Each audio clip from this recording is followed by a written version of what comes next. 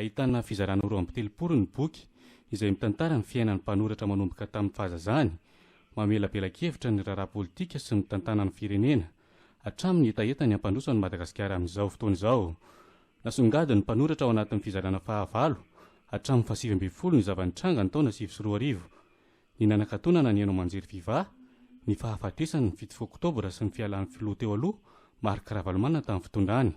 Ao amin'ny pejy 70 no velabelarany ny tranga ny seho teny Ambotsirohitra. Tsy nisy tifitra ho fampitandremana hoy ny mpanoratra fa avy hatrany dia tifitra avokoa ny mpiambina ny lampam-panjakana.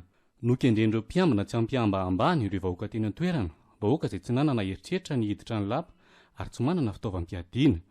Vokany 720 ireo olona maty ny andron'ny 7 Febroary hoy ny mpanoratra, nahitana mpanao gazety. Anisan'ny asongadin'ny mpanoratra ao anatin'ny boky ny fifandraisana niova teo amin'ny kandida Antoana ny taona 2012 ery Rajaonarmampianina.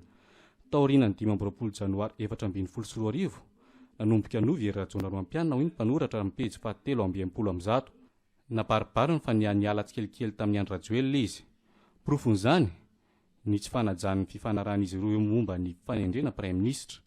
Tsy nanome hevitra momba ny fanendrena mihitsy ery Rajaonarmampianina hoy ny mpanoratra.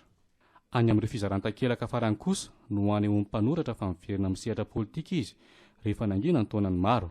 Ao amin'ny pejy 720 no ilazany ny finiavany fitiavana ny ampandroso ka nirotsaha ny hofidiana ho filopoherenena.